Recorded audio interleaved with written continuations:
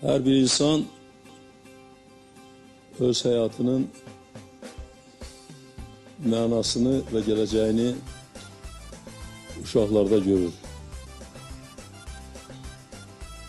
Uşaqlar her bir aileye xoşbəxtlik bəxş edir. Uşaqlar cəmiyyətin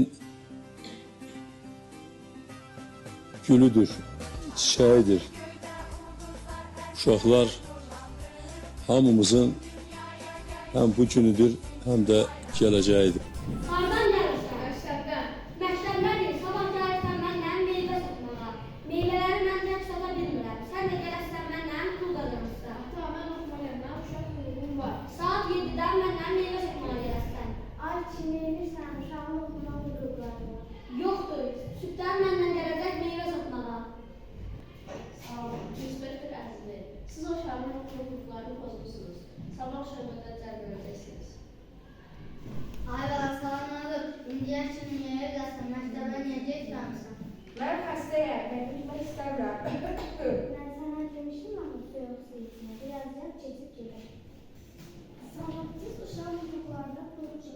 Uşağa tibbi yardım göstərmək lazımdır. Uşağın sağlamaq